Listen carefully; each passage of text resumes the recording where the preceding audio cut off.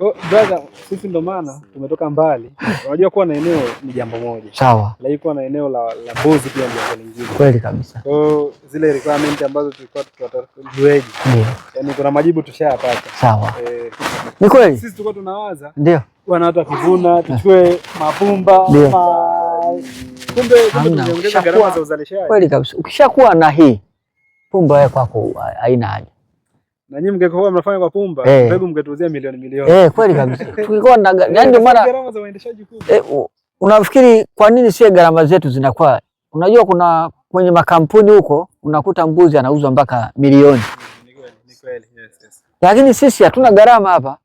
Gharama yetu labda tulivyoachimbia haya maji wanakunywa, lakini maji yenyewe nayo hatutumii umeme, tunatumia sola. Lakini tunavyoalisha wanakula wenyewe majani haya yani tunachokifanya tunazuia haya majani kusiwe na vurugu kwenye haya majani. Yani wasitokee mbuzi wengine vurugu nini, hapana, tunazuia ili kutupunguzia gharama. Kwa hata yale mashamba mengine na hivi. Wewe fikiria mbuzi 3000. Utawalisha nini? Yaani utawalisha nini? Pumba ngapi? Magunia mangapi? Kwa hiyo ndio maana bei zetu kidogo ziko chini kwa sababu hatuna uzito wanaofikia. Tena wa kwetu ndio wazito kuliko wao wanaolishwa mapumba huko.